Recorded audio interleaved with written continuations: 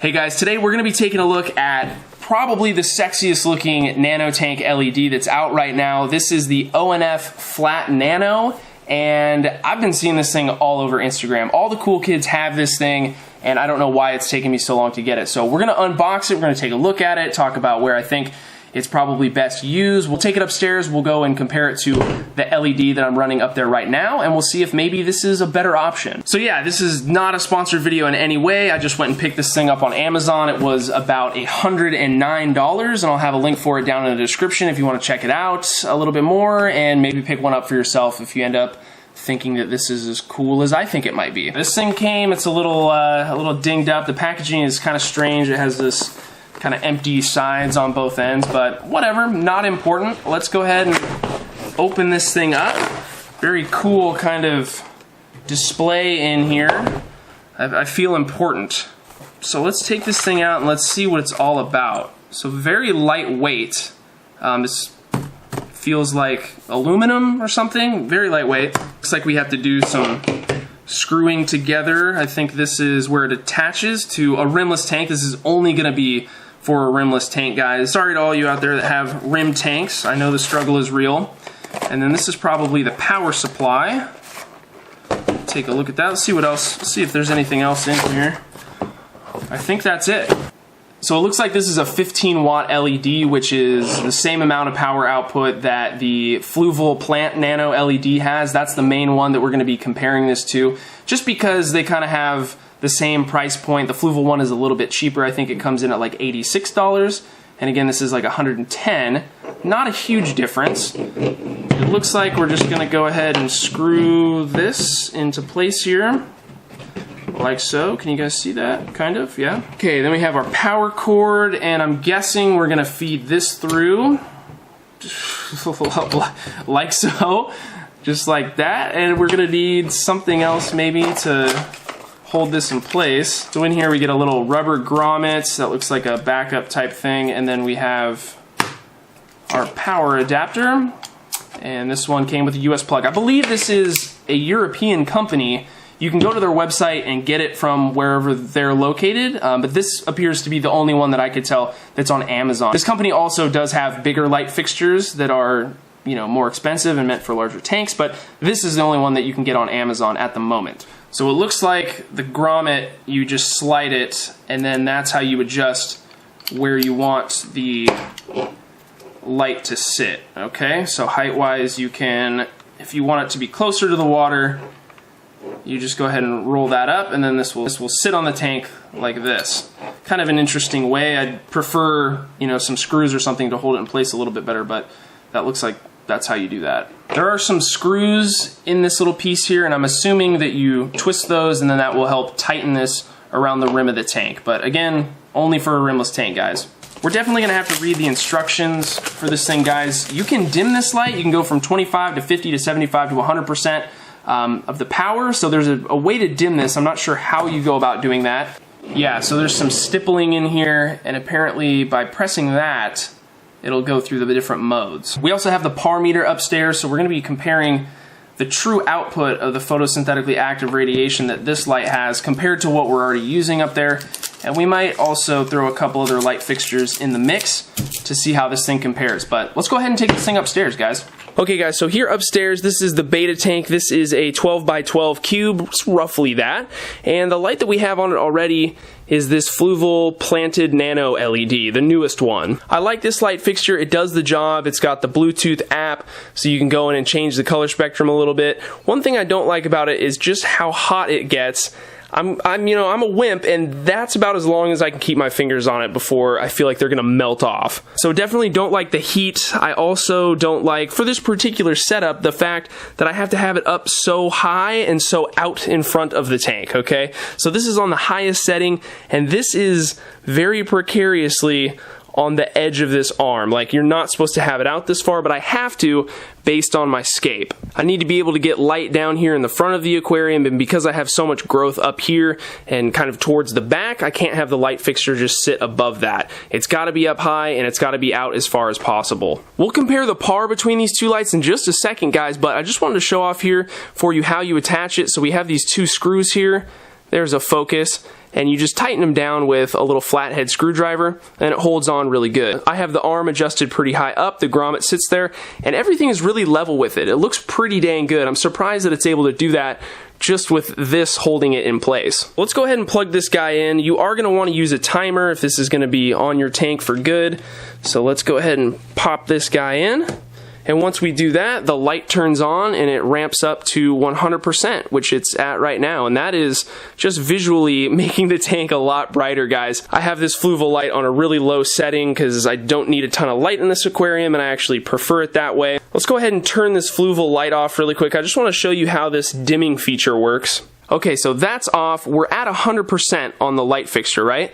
So we come up here to the sensor, and we press it once, and it's going to dim us down to 75. We're going to press it again, bring us down to 50, press it again, bring us down to 25. And so that is the lowest setting the light fixture can be on, and it looks kind of equivalent to what I had going on in the Fluval, maybe a little bit dimmer than what was going on before. If you're then to press the sensor one more time, it brings you all the way back up to 100, and you can go through it again. If you hold the sensor for like 2 seconds, it's going to go ahead and ramp all the way down to 0, and the light's going to turn off. Let's go ahead and turn this thing back on by holding it, and then let's ramp down to like 50. And then if we go ahead and unplug it or turn our timer off, it's obviously going to turn the light off. We plug it back in, and it remembers where we were at. Another thing that's really nice about this fixture is the ability to just move this thing out of the way. So 360-degree swivel ability, that's pretty nice. I like it. I mean, these nano lights, they tend to be up higher, so you don't need to move the light fixture to get in and do work on your tank, but I just think that's pretty cool. I think this LED would be perfect on a tank this size. Again, this is like, I think almost a 9-gallon aquarium. I'd also definitely try it over here on this 12-gallon cube. Might run into some issues with coverage just because this comes out so far, but I think you'd be able to get away with it. Running a little test with it over here on the forest tank, guys. This is after I've done all the PAR testing and stuff, just throwing this in here, but turns out to be perfect over here on this tank. The colors are super good, and if you run into issues with the coverage, you just kind of tilt it out like this a little bit, so you get a little bit more of the light in the front of the tank if you happen to put it on a cube. But then over here, this is roughly a 30-gallon cube, and you can see here we got the Kessel over this one.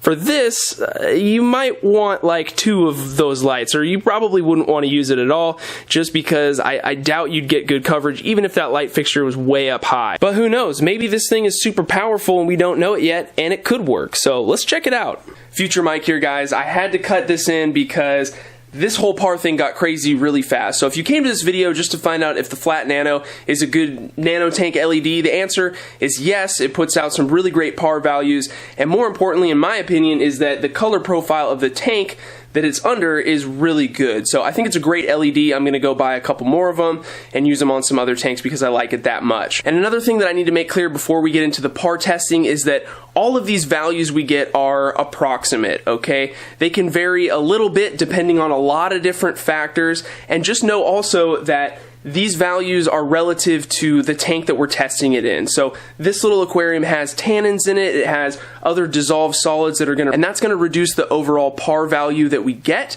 compared to if we did this in like distilled water or in the air. So just know that. I mean, I wanted to do a real life comparison here in an actual tank because nobody's gonna have a dry aquarium or one that's just distilled water. So I feel like we can make a pretty good comparison between the lights that we're gonna look at. Just know that it's not really 100% the true PAR output of the light. Okay, let's continue. Let's move on to the PAR values that this LED puts out, compare it to the Fluval, and maybe take a look at some of the other LEDs that are commonly used in the hobby today. If you guys are unfamiliar with PAR, it stands for photosynthetically active radiation. It is the portion of the light spectrum that plants can actually use for photosynthesis. Certain plants are going to have different light requirements. They may or may not preferentiate certain portions of that spectrum, and that's very much an unknown part of this hobby, is what plants prefer prefer what type of light, etc. You should also keep in mind that other photosynthetic organisms like bacteria and algae can use different portions of this spectrum as well, and some of them thrive with, say, the green portion of the spectrum, whereas with plants, we typically associate the red and the blue portion of the spectrum as what they like. Because PAR drops off exponentially with distance from the light source, we want to make sure that we're taking all our measurements at basically the same place, okay? So here in this tank, we have roughly 7 inches to just below the water surface. You can see where the ruler is touching there. Lucky for us, the software that we're using has an immersion setting, so it's basically going to compensate for the refractive index that the water has. So here's our Apogee PAR sensor, guys. We're going to go ahead and plug it into the computer, hold it just under the surface of the water at roughly 7 inches, and see what kind of PAR is coming out of the Fluval light. So just standing in the room here with my ring light on behind me, we're seeing that we're getting a value of around 8 PAR, just hanging out in the middle of the room here. And as we place it under directly the center of the light fixture, just barely under the surface of the water at roughly 7 inches, we end up with a value of about 100 PAR. Again, we want to keep the sensor as still as possible. We want to have it be facing directly straight up. If we just tilt it a little bit like this, you can see the PAR drops off significantly. There's no plants in the way, so it's 7 inches in the water in a tank that is pretty clear. I would say pretty normal for an aquarium. We're getting about 100 PAR. Now the only thing is that I don't have this light fixture turned all the way up. These are my current settings for this tank right now, so we need to go ahead and let's turn these all the way up and then see how that affects the PAR. That'll give us a little bit of a better indication of how powerful this light is and what its max output can be. Okay, holding it very still just under the water surface there. You can see that, guys. Let's take a look at what the PAR reading is. So it looks like we get around, what is that, 150, 160 maybe. Got to make sure I'm holding the sensor very, very still here, just under the surface. There I poked up over, that's why we shot up to 170. So it's looking like we're about 160, 165 PAR maybe. So this is about as even as I could get them. They're pretty much at the same exact point. You guys saw how sensitive it was just by having the sensor move up and down just a millimeter. So we want to make sure this is as close to as possible, and I'm pretty sure it is. Make sure that it's on 100% here. Okay, we are ready. The tank looks brighter just to my eye, but that's because we're positioned over a slightly different part of the tank here. This light is hitting a lot of these stems first, but it shouldn't make a difference when we're doing this reading. Sensor is just barely beneath the surface of the water, directly under the center of the light. And wow, okay, look at that reading, guys. Let me make sure I'm holding it really steady here. It's looking like, there, I poked up out of the water here. Let's get it back down. That's about perfect. So 240 PAR. That's really impressive. So holding the sensor in the exact same spot, but then ramping down from 100 to 75 to 50 to 25, here are the numbers that I got. The fixture put out 180 PAR at 75% power, 115 PAR at 50% power, and 55 PAR at 25% power. And granted, that's all at 7 inches from the light source. Let's see how powerful this thing is when we put it down much closer to the surface of the water and still get a reading just below the surface.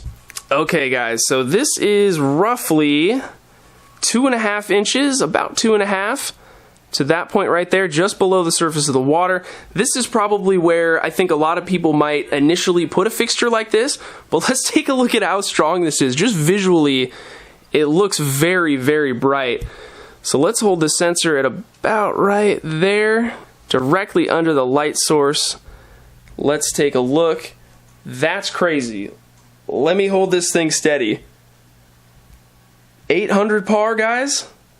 That's wild. If we go down to the bottom of the substrate, about an inch above it, holding the sensor completely straight up and down to the light fixture, we get a reading of 141 PAR.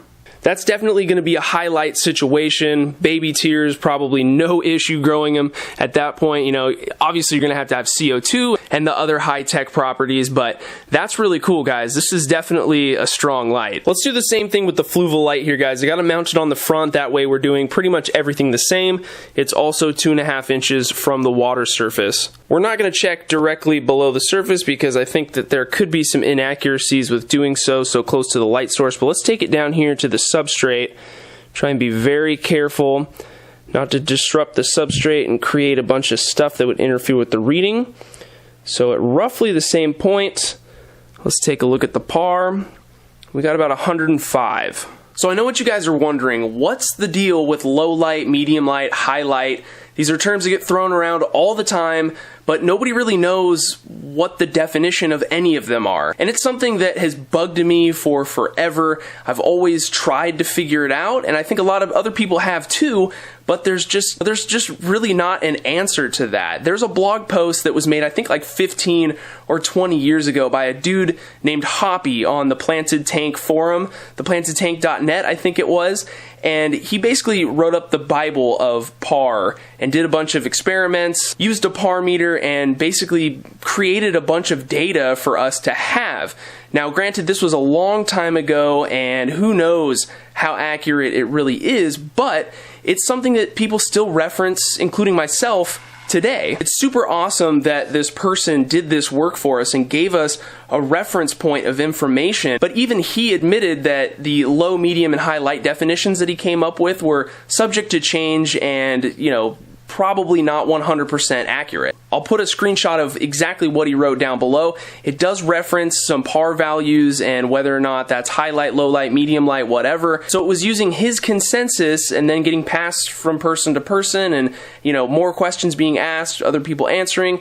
At the end of the day, the consensus is that if you have 50 par at your substrate or more, then you have a high light tank. This is what I've always used when comparing light fixtures and when I'm thinking about par as far as values for low, medium, and high light goes, but it's still kind of up in the air if that's really the case. There's always exceptions. You know, light is only part of the story when it comes to good plant growth and depending on the plant. So you can't rely on it alone, but I think it is a data point, a reference that a lot of us just don't have. We assume, oh, we have a low light tank, and you know, in portions of your tank you might have high light, but in other areas you might have low light and at different levels because you have plants shading and growing over each other and doing all kinds of stuff. So it's kind of one of those things that I don't know if we'll ever have the exact answer to it, but I think doing stuff like this is only going to help, and I'll try and frame it in a way that can help you guys. And if you don't want to run a highlight system, just come over here, press this 3 times, 1, 2, 3, take it down to 25%. And now you're in a much lower light scenario. So let's take a look at what this gives us. We're looking at, so let me adjust it.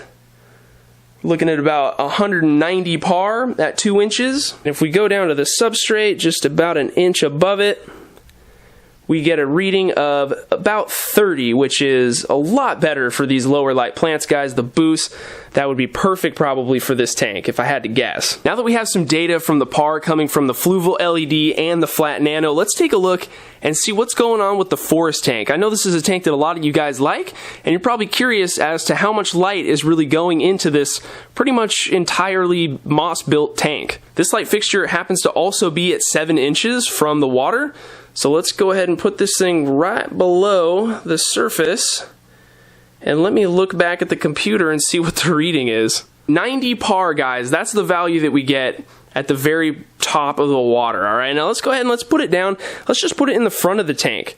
Okay, so this isn't directly under the light. This has nothing to do with, you know, necessarily the power output from the light, but just the tank itself, right? Like, what is this hair grass getting down here? According to the software, we're down to about 30 par at this point. So pretty interesting. I mean, the hair grass is doing fine. It's not growing crazy. We do have a little bit of CO2 in this tank, but that can give you an idea. You know, if you were to have, you know, 10 par at this point, maybe the hair grass wouldn't be doing so well. You'd have to make the comparison, but I think getting this data is just only going to help.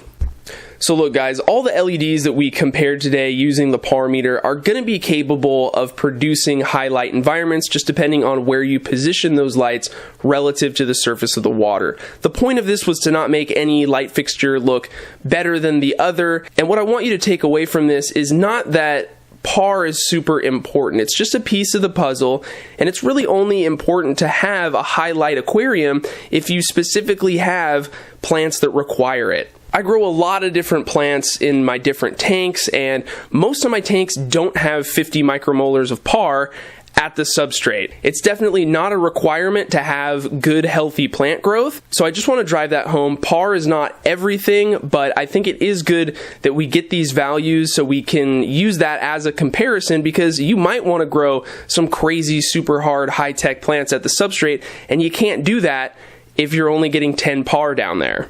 Now, for me personally, I'm going to be buying a few more of these Flat Nano LEDs because, yes, they do have the ability to create a really high PAR output.